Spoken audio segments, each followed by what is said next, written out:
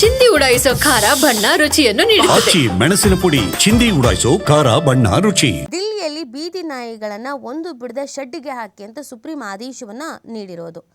NGOಗಳು ಅಡ್ಡಿಪಡಿಸಿದ್ರೆ ನಮಗೆ ಹೇಳಿ, ನಾವು ಕ್ರಮ ಕೈಗೊಳ್ತೀವಿ. ರೇಬಿಸ್ನಿಂದ ಮಕ್ಕಳು ಸತ್ರೆ ನೀವು ಮರಳಿ ಜೀವ ಕೊಡ್ತೀರಾ ಅಂತ ಇದೆ ಸಂದರ್ಭದಲ್ಲಿ ಕೋರ್ಟ್ ಕಿಡಿಕಾರಿದೆ.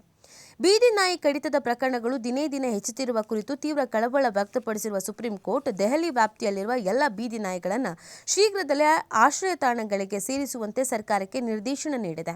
ಅಲ್ಲದೆ ಇದನ್ನು ತಡೆಯುವ ಪ್ರಾಣಿ ಪ್ರಿಯರು ಅಥವಾ ಸ್ವಯಂ ಸೇವಾ ಸಂಸ್ಥೆಗಳ ವಿರುದ್ಧ ಕಠಿಣ ಕ್ರಮ ತೆಗೆದುಕೊಳ್ಳುವಂತೆಯೂ ಖಡಕ್ ಸೂಚನೆ ನೀಡಿದೆ.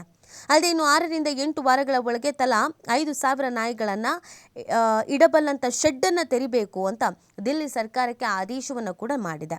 ರಾಷ್ಟ್ರ ರಾಜಧಾನಿ ವಲಯದಲ್ಲಿ ಈ ವರ್ಷ 26,000 ಬೀದಿ ನಾಯಿ ಕಡಿತ ಪ್ರಕರಣ ಘಟಿಸಿದೆ.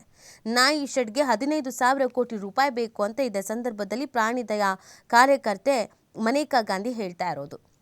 ಸುಪ್ರೀಂ ಕೋರ್ಟ್ ಆದೇಶ ಅವೈಜ್ಞಾನಿಕ. ದೆಹಲಿಯಲ್ಲಿ 3 ಲಕ್ಷ ನಾಯಿಗಳಿದೆ. ಅವುಗಳ ಆಶ್ರಯಕ್ಕೆ 3,000 ಆಶ್ರಯ ಕೇಂದ್ರ ಬೇಕು. ಪ್ರತಿಯೊಂದಕ್ಕೂ ಕೂಡ ಒಳಚರಂಡಿ, ನೀರು, ಶೆಡ್ಡು, ಅಡುಗೆ ಮನೆ ಮತ್ತು ಕಾವಲುಗಾರನ ಅಗತ್ಯ ಇದೆ. ಅದಕ್ಕೆ ಸುಮಾರು 15,000 ಕೋಟಿ ರೂಪಾಯಿ ವೆಚ್ಚ ಆಗುತ್ತೆ. ಇದಕ್ಕೆ ದೆಹಲಿಯಲ್ಲಿ 15,000 ಕೋಟಿ ರೂಪಾಯಿ ಇದೆಯಾ ಅಂತ ಪ್ರಶ್ನೆಯನ್ನು ಅವ್ರು ಮಾಡಿದ್ದಾರೆ. ಸೊ ಅದಕ್ಕೆ ಕಾನೂನು ಹೋರಾಟ ಏನಾದರೂ ಮಾಡ್ತಾರಾ, ಏನಾಗುತ್ತೆ ಅನ್ನೋದನ್ನು ನೋಡಬೇಕಾಗತ್ತೆ. ಬಟ್ ಕೋರ್ಟ್ ಅಂತೂ ಈ ಥರದೊಂದು ಆದೇಶವನ್ನು ಕೊಟ್ಟಿದೆ.